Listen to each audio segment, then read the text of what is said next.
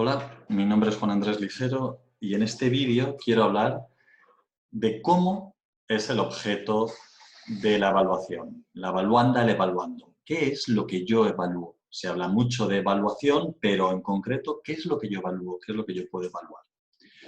Bueno, pues puedo evaluar, esto sería la fase 2 de la secuencia de la rayuela.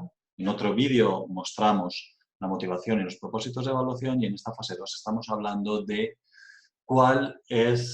cómo es el objeto que voy a evaluar. Por supuesto que se pueden evaluar infinidad de cosas, desde un móvil, un celular, hasta una tablet, un camping de montaña, un aeropuerto, las resistencias de una ventana o los programas y las políticas públicas. Dentro del gran campo de la evaluación profesional, podemos encontrar evaluación de productos, de output. Podemos encontrar también la evaluación de personas, la evaluación médica, psiquiátrica, de recursos humanos. Y lo que nos interesa en esta disciplina, en este recorrido que estamos haciendo por las diferentes preguntas o nodos del proceso de evaluación, los programas. Entendiendo programas en una definición amplia de proyectos, servicios e instituciones. Esos son los diferentes campos que serían susceptibles de ser evaluados. Dentro de estas intervenciones con un cierto grado de estructuración, podemos diferenciar entre programas, proyectos, planes y políticas, es decir, acciones concretas que tienen unos objetivos, por lo menos discursivamente, bien definidos, y las organizaciones, entidades que los promueven, los ejecutan o colaboran o cooperan con ellos. Los servicios, las organizaciones, las empresas y las entidades. Ambos tipos de objetos públicos son susceptibles de ser evaluados. También las normas, las iniciativas legislativas y las estrategias. En definitiva, como decía al principio, cualquier tipo de acción u organización con cierto grado de estructuración es susceptible de ser una evaluanda, un evaluando. Entonces, por sintetizar los contenidos vistos, tenemos programas, proyectos, planes o políticas, como las acciones que se ejecutan, estructuradas, para cubrir, solventar, solucionar unos determinados problemas, los servicios, las organizaciones, las empresas y las entidades, y las normas y estrategias. Acciones con una estructuración y con al menos una voluntad declarada de cumplir ciertos fines. Pero no evaluamos dentro de esta disciplina de la evaluación de programas y políticas, no evaluamos productos exclusivamente, puede ser que los outputs, los productos dentro de estas organizaciones sí que sean evaluados, pero tampoco personas, que es un campo de la evaluación, sin lugar a duda interesantísimo, pero que no es nuestra competencia.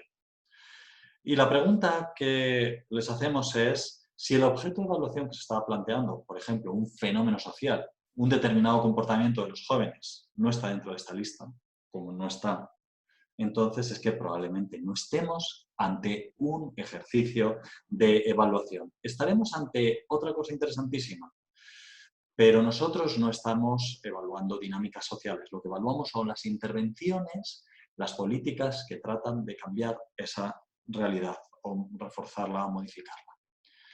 ¿Y cómo son estos objetos, estos programas, proyectos y políticas o estos servicios públicos? Bien, y esto siempre me surge una determinada pregunta cada vez que planteo esto.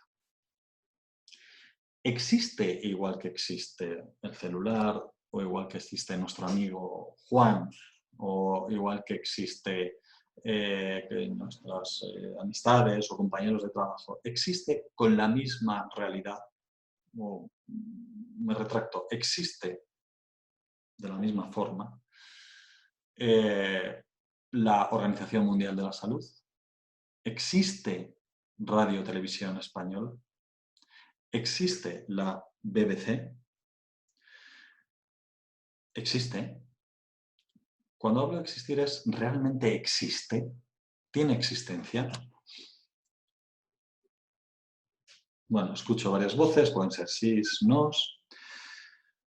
Y si es que sí, ¿dónde clasificarían ustedes dentro del eje de clasificación de Aristóteles, en este gráfico que representa la clasificación posterior de Linneo? ¿Dónde clasificarían ustedes a la BBC o la Organización Mundial de la salud. Dentro del reino vegetal, a la izquierda, dentro del reino mineral o dentro del reino animal.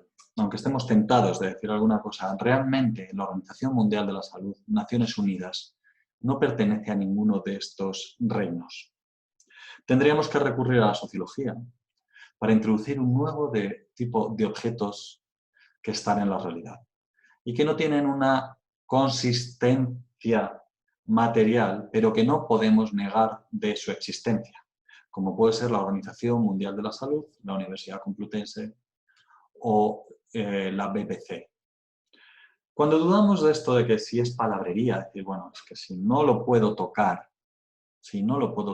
no existe.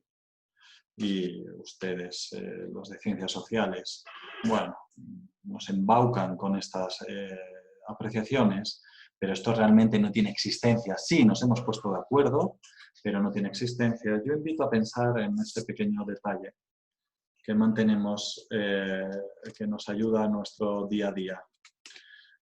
Por ejemplo, esto. ¿Esto tiene una existencia real? Bueno, sí, yo estoy tocando ahora mismo un material de papel, de celulosa, está impreso con algunas inserciones para evitar que se pueda copiar, etcétera, y sí, estoy tocando efectivamente algo físico. Pero realmente lo que representa esto, 20 euros, yo estoy tocando 20 euros. Yo estoy tocando un papel que representa un determinado concepto. Un concepto, un hecho social, un acuerdo intersubjetivo entre diferentes actores, los países miembros de la Unión Europea y están en la zona euro, y otros países, otros bancos que reconocen la existencia de esto, le dan crédito a esto. Pero realmente, ¿esto existe? ¿Tiene una existencia material? Sí, el papel sí, pero ¿cuánto cuesta este papel que estoy tocando? 0,05, es decir, creo que 5 céntimos, vi alguna vez en alguna página de internet. No tiene mucho que ver lo que cuesta hacer esto con el valor que representa. ¿Y esto tiene un valor fijo? No. Ahora mismo, en este mismo momento que están viendo este dinero, está variando el valor con relación al dólar o al chen o a cualquier otra moneda. En cada segundo que está pasando hay una variación de esto. Por lo tanto, tampoco tiene un valor fijo, inmutable. ¿Y cómo se le otorga ese valor? A través de ciertos acuerdos intersubjetivos, a veces explícitos y otras veces implícitos. Pero si yo dejo esto fuera en la calle con un papelito que diga esto solamente tiene un valor intersubjetivo, por favor no le hagan caso, y me retiro, pues me puedo olvidar perfectamente los 20 euros y no voy a hacer el experimento de momento. Que a la gente le daría igual que esto fuera solamente un acuerdo intersubjetivo y que no tenga realmente un correlato material. Lo que le importa es el valor que representa. Y si le pregunto a la gente de la calle, ¿esto realmente existe? Se puede imaginar la respuesta. Por lo tanto, cuando hablamos de programas y servicios públicos, estamos hablando de objetos que tienen la misma consistencia que el dinero, que es mucha, que están construidos intersubjetivamente. Lo mismo nos ocurre con otro tipo de objetos, como la Unión Europea, como el dinero, les he comentado, como organismos administrativos o servicios públicos. Que si nos ponemos a buscar la definición estricta, nos damos cuenta que puede ser tautológica y que no nos explica nada. Pero lo que sí sabemos es que, aunque no sean tangibles, aunque no sean personas, aunque no sean solamente ideas, aunque no sean solamente papel, es una conjunción de todos estos elementos. Muchos tienen soportes materiales, una universidad tiene edificios, tienen personas, tienen una visión, tienen una misión de cubrir unos determinados déficits sociales, y eso le hace, y hay un acuerdo intersubjetivo entre los diferentes actores que participan de esa realidad sobre su existencia. Entonces, no es tangible, está construido socialmente y tiene un alto grado de abstracción, como puede ser el dinero, pero no le niega ni un ápice de realidad y de consistencia. Por lo tanto, la consistencia no depende tanto del material físico, sino en este caso del acuerdo entre los diferentes actores. En este PowerPoint, en esta diapositiva, he sacado una cita de Scriven que dice: la objetividad se logra a través de un acuerdo intersubjetivo. Bien, de esta materia tan sólida, aunque no tangible, están hechos los programas y las políticas y los servicios. Por lo tanto, nos encontramos ante una agencia tributaria, una dirección general de seguridad, un departamento de monitoreo, de seguimiento, que tienen funciones muy relevantes, un departamento de inspección de elevadores, de ascensores, etcétera, y que tienen diferentes aristas, porque no tienen una realidad física tan clara, por muy complejo que sea un celular o un móvil, no tienen esa realidad física y lo que les hace son objetos con alto grado de abstracción. Para poder comprender cómo es el objeto que vamos a evaluar, necesitamos recurrir a herramientas teóricas. Y en este caso los autores, las autoras han hecho su trabajo y nos proponen una serie de perspectivas que nos ayudan a ver los contornos de los diferentes objetos. Recuerdo un artículo de Content of the Evaluation. Hablaba de qué es lo que me tengo que fijar en un determinado objeto, en este caso educativo. Y lo que, por resumir, porque hay muchos matices en esta propuesta, pero por encontrar ciertos denominadores comunes, son los resultados que una política programa consigue, los procesos, la implementación que ejecuta y los elementos estructurales. Y lo que nos van a permitir estas aproximaciones teóricas es ir contrastando los contornos de esta realidad que existe, pero que es intangible. Y eso es lo que les invito a hacer en las siguientes fases del proceso evaluativo. Y entonces para eso tenemos que hacer un primer trabajo de campo, cuyo objetivo no es sacar los datos para evaluar el programa. No, todavía no. La intención de este primer trabajo de campo es aplicar todas las técnicas de investigación que están en nuestra mano para recabar información y poder comprender cómo es el objeto que la evaluanda le evalúa. Ya sea un programa, ya sea un servicio o una norma legislativa. Vamos entonces con la primera, con los resultados. De momento, hasta dentro de unas diapositivas, lo voy a utilizar como sinónimos. Resultados objetivos, que básicamente, por decirlo de una forma resumida, es qué es lo que se consigue o se quiere conseguir en las poblaciones. Los seres humanos o, de forma más extensa y para tener una perspectiva ecológica, en el medio ambiente o en los seres vivos. Esa es la idea. Bien, partamos de una diapositiva sencilla pero clarificadora. Como he dicho antes, como pueden ver con el cursor, aquí están los cambios o las dinámicas sociales, que es algo interesantísimo y que me puede interesar mucho conocer, pero no el análisis en profundidad de las dinámicas sociales no es el objeto de la evaluación. Y aquí yo tengo un cambio en las personas, un problema o un aspecto que quiero reforzar en la población y construyo, diseño una política pública, un programa, un proyecto para intentar subsanar ese déficit. Necesito más investigación y desarrollo, necesito más nutrición, necesito más salud y genero un programa, un dispositivo, un servicio público que soluciona el problema, no pensemos solamente en problemas, también pensemos en aspectos positivos o refuerza un aspecto de la población. Bien, esta sencilla diapositiva a mí me ayuda a clarificar. Porque esta es la hipótesis de partida de una intervención. Aunque no sea explícito, cualquier servicio público tiene que tener como objetivo cambiar la realidad, porque si no, ¿para qué estamos aquí? Entonces, la hipótesis es que la intervención debe producir cambios en la realidad. El objeto de la investigación social, por ejemplo, son los cambios en las dinámicas sociales. El objeto de la evaluación es saber si este programa, este servicio, consiguen los cambios en la población. Muy bien. Por lo tanto, el programa y servicio es la misma diapositiva con más detalle. Lo que procura es solventar, solucionar, cubrir necesidades sociales. Escolarización, salud, disminución de consumo de drogas, apoyo a las personas que se sienten solas e incrementar la mejor calidad de vida. Puntos suspensivos, pero fíjense que siempre estoy hablando de cambios en la población o en las poblaciones. Bien, por lo tanto, la clave de los resultados es identificar cuáles son las cuestiones, los cambios que una determinada intervención busca en la población o en las poblaciones. Tiene que ser en la población, porque los servicios públicos solamente se justifican si buscan cambios en la población. No quiero hacer cambios en las ideas, no quiero hacer cambios en general en la economía, quiero hacer cambios en la economía para que se beneficie este colectivo o este grupo poblacional. No quiero ampliar el puerto de Valencia per se, quiero ampliar el puerto de Valencia como medio para lograr un incremento del comercio, de las transacciones y por lo tanto de la calidad de vida de la población valenciana. Y atención, cuidado con el término resultados, porque normalmente presumimos que los resultados son positivos, pero obviamente un programa o una intervención también puede provocar cambios no deseados y pueden ser también, un programa puede ser contraproducente. Esa es la idea básica. Por lo tanto, ya puedo diferenciar entre lo que son los objetivos y los resultados. Los resultados es un término global que abarca la totalidad de los cambios en la población. Previstos, no previstos, positivos y negativos. Y los objetivos son cosas deseadas, previstas, cuando se diseña la intervención.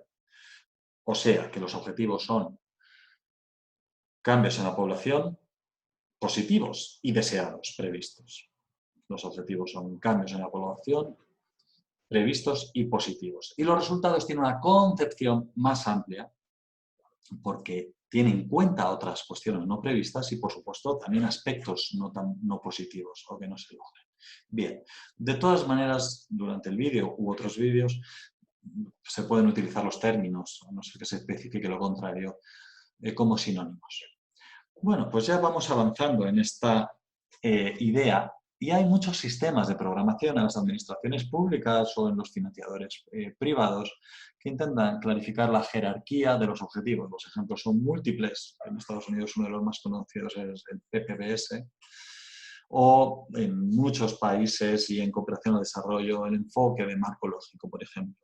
Estos sistemas de programación por objetivos, ahora se están matizando y se empieza a hablar de resultados, suelen apoyarse en una estructura común, es en una jerarquía de programación de objetivos o de resultados, donde la parte superior, usualmente en diferentes sistemas gráficos, como aparece aquí en esta diapositiva que les muestro, está el gran objetivo final, lo que realmente la intervención quiere conseguir, y se suele incluir también otros objetivos o resultados, eso quiere decir cambios en la población, no otras cosas, no actividades, no acciones, que son necesarias e imprescindibles para lograr el objetivo final. En este caso es para que la gente encuentre empleo, estén formados profesionalmente, estén alfabetizados o estén contactados con diferentes entidades o empresas. Otro ejemplo de un centro educativo, yo quiero que las personas, los jóvenes se desarrollen cultural, personal y socialmente, es el gran objetivo. Están de acuerdo conmigo que es el gran objetivo de un centro educativo. Y para eso necesito, para que se desarrollen, estén desarrolladas, necesito que tengan competencias como personas, necesito que se genere un desarrollo cognitivo, necesito que estén motivadas hacia el aprendizaje, necesito que adquieran valores socializadores, comunitarios, necesito que tengan entrenamiento social con iguales y con adultos de diferentes roles que no sean sus padres o sus familias y también que tengan hábitos saludables. Bajo este marco teórico, atención a las palabras que estoy utilizando, marco teórico, nos encontramos estos 6 objetivos o resultados intermedios, considero que son las condiciones necesarias y básicas para el logro del objetivo final. Pues me gusta utilizar a veces un ejemplo de yo necesito bajar la sartén para poder cocinar, que la tengo en una balda arriba, pero no llego por mis propios medios, necesito poner una banqueta. La banqueta es un instrumento intermedio para lograr bajar la sartén, pero la banqueta no es el objetivo del programa, solamente como un medio para el logro del objetivo final. Si volvemos a este caso, la formación profesional puede ser un objetivo de otro programa, pero en este contexto, en este caso, es solamente un medio, un objetivo intermedio, para el logro del objetivo final. Y estos sistemas de programación entonces nos permiten diferenciar, que reciben muchos nombres, entre 2 niveles de objetivos. El final, específico, general, objetivo, resultado final, que es lo que realmente una intervención quiere conseguir, y los objetivos intermedios que me ayudan, que son imprescindibles insisto en la palabra, imprescindibles y necesarios para el logro del objetivo final. Porque si no fueran imprescindibles, no tendrían que estar. Si no fueran necesarios, no tendrían que estar. Muy bien, entonces, ¿qué nos encontramos? Otro ejemplo, reducción del consumo de sustancias, en este caso me parece que era alcohol y cannabis, de reducción del consumo, un modelo de Baldwin en California, dice este teórico que si generamos autoestima, habilidades para la vida en general, información sobre las sustancias, información objetiva sobre las sustancias y unos hábitos saludables, se logra una reducción del consumo del alcohol o del cannabis. Bien, estos 4 objetivos son solamente un medio para el logro del superior y el autor considera que son los necesarios y suficientes, como si fueran condiciones lógicas, como una ecuación para el logro de la reducción del consumo. Y lo plantea de esta forma, considera el autor de este modelo, Baldwin, que si falta alguna de ellas, no podremos lograr en la medida deseada el logro del objetivo final. Y todo lo que hay en la diapositiva son cambios en la población, pero unos están en función de otros, como una condición. Muy bien. Podemos también ver este caso de la integración, de un modelo de integración en un barrio del sur de Madrid, donde el objetivo es la integración y para eso se piensa que hay que romper el esquema de bandas de los jóvenes, aceptar las diferencias religiosas, culturales de las diferentes personas, el desarrollo personal, individual de todos los ciudadanos, los jóvenes de ese barrio e incrementar la responsabilización. Y esto es un determinado modelo teórico de una determinada ONG de una ciudad de España para el logro del objetivo final, para bajar esa sartén que se ha planteado. Pero me acuerdo que Carlos Jiménez, un antropólogo de la Universidad Autónoma, planteó esto en una conferencia. En Francia, para lograr la integración, el mismo objetivo que había en la diapositiva anterior, es decir, para bajar la misma sartén, plantean la limitación de los rasgos diferenciados. En un espacio público no se pueden llevar símbolos ni religiosos ni culturales que marquen una diferencia. El espacio público tiene que ser neutro y por eso no tiene que haber rasgos distintivos. Se tiene que conocer la lengua, francés, y la cultura de destino. Otra cosa es saber qué significa la cultura de destino, pero a priori eso es lo que se plantea. Y seguimiento, y eso sí, seguimiento y penalización de la discriminación por color de la piel, por religión, por los diferentes factores que pueda haber. Pero fíjense que es el mismo objetivo final, la integración, pero buscándolo a través de otros. O el otro ejemplo que utilizó el antropólogo sería, en Canadá, según él, lo que proponen para integración es informar a todo el mundo sobre sus derechos. Adaptar dispositivos públicos para el desarrollo de la lengua y las culturas de origen, centros educativos, centros culturales de formación. Si uno procede de México, que pueda desarrollar su cultura de origen, su cultura mexicana, y adaptar la normativa a las diferencias culturales en la medida que el marco legislativo, jurídico lo permita, pero poder adaptarlo. ¿Qué 3 formas tan diferentes de conseguir lo mismo? Y además cuadra con esa visión de Canadá, con esa visión de Francia, con esa visión de la intervención de la ONG española. Muy bien, pero ¿qué conclusiones podemos sacar de estas 3 diapositivas que coinciden en el objetivo? ¿Qué conclusión podemos sacar? La conclusión que yo extraigo de esto, siguiendo las orientaciones de Carol Weiss, es que para conseguir el mismo objetivo podemos utilizar diferentes estrategias, objetivos intermedios. Por lo tanto, cada proyecto, cada programa, cada acción pública es una acción específica que dialoga con su contexto, con su entorno. Estamos ante una propuesta de cambio que ojalá logre el objetivo, que de eso se encargará la evaluación, saber si se ha logrado o no. Y cada programa de acción no es la única forma de proceder, probablemente haya formas alternativas para poder conseguir el mismo objetivo en la economía, en la política, en la intervención social, en el desarrollo cultural, en la construcción de edificios, en el asentamiento del terreno, en evitar la erosión. Puede haber diferentes estrategias para lograr esto. ante un objetivo, por muy específico que sea, puede haber estrategias diferentes, diferentes ideologías políticas pueden pensar diferentes formas de lograr ese gran objetivo. Por lo tanto, un programa, insisto, no es la única forma de hacer, sino es una determinada apuesta, es decir, una determinada hipótesis para cambiar la realidad que ojalá logre sus objetivos. A esta opción específica, contextual, que se debe a un determinado momento o lugar, Carol Weiss la llama teoría del programa, es decir, la apuesta concreta en los diferentes niveles de resultados, de las relaciones causales propuestas entre los diferentes niveles de resultados para el logro del resultado final.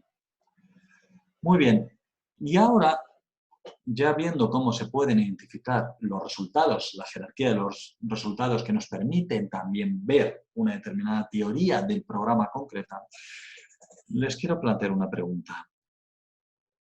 ¿Qué hago a mis alumnos de grado? ¿Estudiar tiene relación con los resultados? Una. Dos.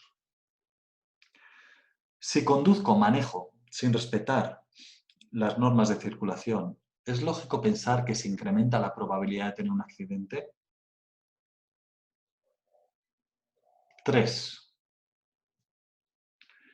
Si aplico mal la receta a la paella, ¿es lógico pensar que voy a obtener una paella? Bien, pues para poder responder a estas preguntas, en torno a mediados de los años 60, el marco teórico introdujo el concepto de abrir la caja negra, meterse en las lógicas de la implementación de las políticas públicas y emergió el concepto de procesos o implementación. Bien, ¿qué es un proceso? Un proceso es una secuencia de acciones, implementación, actividades, acciones, no resultados, no cambios en la población, sino cosas que se hacen, que con su desempeño, su implementación, generan un producto o servicio con un valor añadido con relación a los inputs, a las entradas iniciales. Secuencia de acciones que generan un valor añadido. Por ejemplo, la receta del gran maestro, ya por hablar en palabras mayores, de Arguiñano, la receta de la paella. Se pocha o rehoga las verduras, cuando están bien rehogadas, pochadas, más blandas, se añade el pescado, las gambas y las almejas, se rehoga bien y se incorpora el arroz, se mueve, se agrega el caldo, se prueba de sal y cuando empieza a hervir se pone encima los langostinos. Y se deja cocer 15 minutos, se hace rápido, como ven, a fuego suave hasta que esté hecha. ¿Qué es lo que está proponiendo el maestro? Lo que está proponiendo es una secuencia de acciones para conseguir un resultado, pero es una secuencia de acciones. Una receta de cocina es un proceso o un protocolo. Algo también, otro proceso es esto, que quizás a primera vista puede resultar un poco más aburrido, que es el protocolo del Servicio Andaluz de Salud en España para tratar la ansiedad o la depresión o las somatizaciones. Y cuentan como si fuera una receta, paso por paso, qué tienen que hacer los sanitarios o cómo debe ser el recorrido del paciente para llegar a solucionar su proceso, como si fuera una coreografía establecida. Diagrama de flujo, flowchart, sobre esto. Otro mapa para representar los procesos son los mapas de procesos, como este centro también de España, de Valladolid, o de este hospital, donde nos cuentan las secuencias que se tienen que dar en un mapa de procesos, los diferentes procesos que tiene que haber en un hospital, en términos muy generales. Esto, he visto otras cosas bastante más complejas para la atención hospitalaria, pero como esquema para representar un mapa de procesos. Muy bien, con resultados veíamos una determinada jerarquía. Y con procesos hemos visto diferentes gráficos para representar esa secuencia de acciones. Bien, por lo tanto, lo que se pone encima de la mesa ahora es que existen dos dimensiones. Los resultados, que son cambios en la población, y en el caso, por ejemplo, una acción formativa es adquirir competencias, a la derecha, les aparece, y los procesos que conducen a ello, que es dar clase. Y atención, porque ojalá dar clase, ojalá este tipo de vídeos conduzcan a la adquisición de competencias. Ojalá. Pero no deja de ser una determinada hipótesis. Igual no se logra el resultado.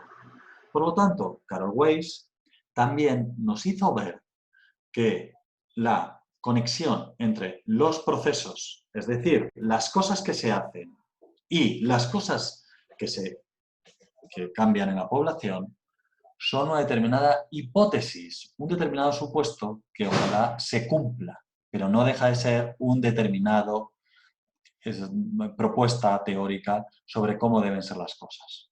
Es decir, si el proceso, ojalá, se ejecuta bien, se implementa bien, es presumible teóricamente que logra el resultado. Al menos esa es la intención que tiene. Pero, ¿qué ocurriría si el proceso se ejecuta correctamente? Es decir, la receta de la paella se ha ejecutado tal cual dice Arriñano y no se obtienen los resultados. Les vuelvo a lanzar la pregunta. ¿Qué ocurriría si el proceso se ejecuta bien y no se consigue el resultado?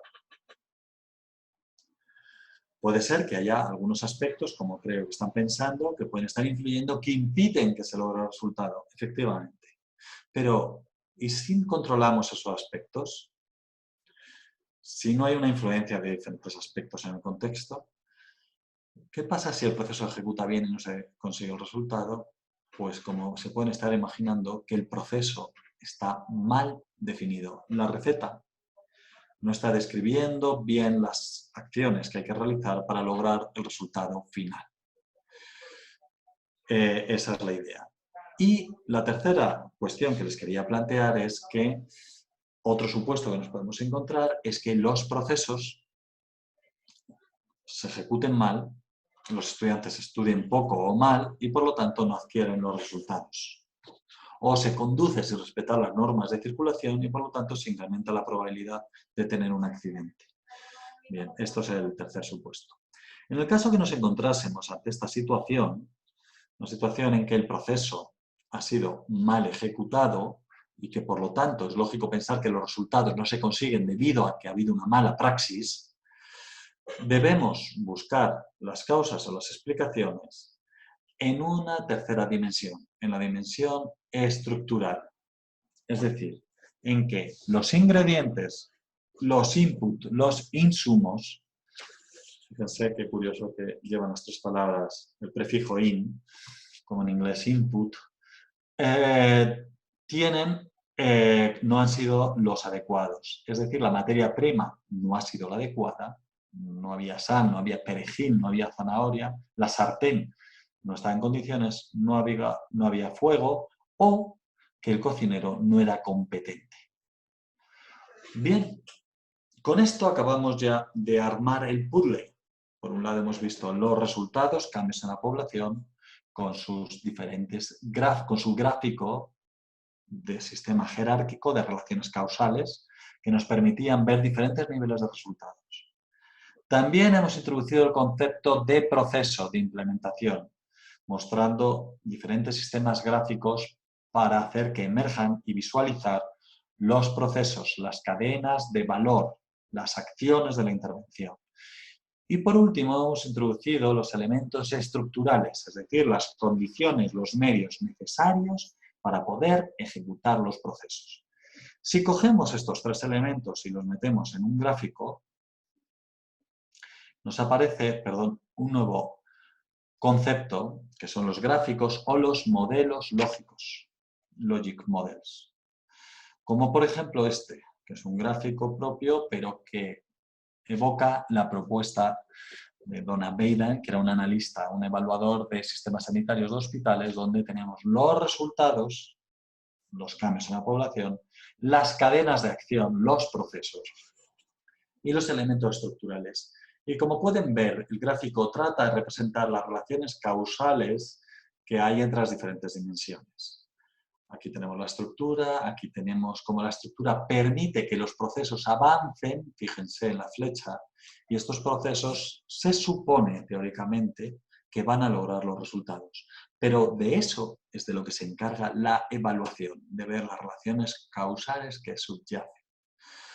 Se van a encontrar muchísimos modelos lógicos, como el que tienen en la diapositiva, donde nos encontramos también, fíjense que todos tienen esta graficación, representación en flechas, quieren hablar de esa secuencia de input, activities, outcomes, que nos van hablando de esa secuencia que se va logrando entre ellos. Y esto en verdad son carcasas vacías, que en cada programa, en cada intervención, tienen que ser rellenas para poder tener una visión global de lo que es ese programa, esa política, esa intervención. En definitiva, cuando rellenamos estos gráficos, lo que tenemos es una foto real de lo que es un programa, de lo que es una determinada intervención. Bien, pues un modelo lógico entonces es eso, un diagrama o representación gráfica de los objetivos, actividades, y yo añadiría a esta definición de Naciones Unidas, y los elementos de estructura, con la intención de poder comprender, entender, todavía no hemos pasado a evaluar, entender cómo es un determinado programa. Como ven, aquí les muestro diferentes modelos lógicos de programas. Son carcasas vacías que se han rellenado y ahora ya sí representan, en este caso, el programa, por ejemplo, de Sales Hoy, de Cruz Roja, donde quiero hacer un consumo responsable, que los jóvenes tomen decisiones, que reflexionen, con los diferentes procesos representados por flechas y las condiciones previas para que esos procesos se puedan poner en funcionamiento. Esto es un modelo lógico. Es una fotografía de esta realidad intangible, pero existente, y que necesitamos el marco teórico para ponerle, destacar sus diferentes contornos y comprender qué forma tiene. Por lo tanto, la segunda tarea clave en un proceso es qué dimensiones, aspectos de la evaluanda quieres evaluar, y para eso es necesario identificar cuáles son los resultados o outcomes en los términos en inglés, cuáles son sus procesos, cuáles son la estructura y en función de esto puedo saber dónde se quiere centrar un proceso evaluativo en cada una de estas dimensiones de forma separada, evaluación de resultados, evaluación de la implementación, o evaluación institucional o de la estructura, o evaluación comprehensive evaluation completa, sistémica, o Total Quality Management, de la totalidad del objeto va a ser evaluado. Y para nosotros esto es la fase clave una de las fases claves de un proceso evaluativo. Por lo tanto, hay que identificar los resultados. Nos podemos valer de los diferentes sistemas de graficación de resultados. Tenemos que mapear los procesos. ¿Qué cosas hace la evaluanda? El programa, el servicio público. Tenemos que identificar los elementos estructurales, qué recursos o qué medios tiene la evaluanda. Basta con responder a estas sencillas preguntas. ¿Qué cambios en la población? ¿Qué cosas hace la evaluanda? ¿Qué recursos o qué medios tiene? Y podemos mostrar todo en un enfoque integrado que nos va a permitir entender las relaciones causales, que diferentes autores les llaman diferentes formas, pero cuando hablamos de las relaciones causales internas en los resultados hablamos de teoría del programa, y cuando hablamos de las relaciones de los procesos con los resultados, las relaciones causales, hablamos de la teoría de la implementación. Evaluadores, evaluadoras. Nosotros consideramos que aunque se pueda hacer una evaluación sin conocer el objeto, no va a ser una evaluación precisa y rigurosa. Para ser honestos con el programa, con la población que recibe los beneficios del programa y con el encargo de evaluación, no podemos evaluar algo que desconocemos. Por lo tanto, esta fase es clave en el proceso evaluativo. Hay que conocer cómo es la evaluanda, hay que conocer cómo es el objeto de evaluación. Muchísimas gracias por la escucha de este vídeo sobre los modelos lógicos de los programas.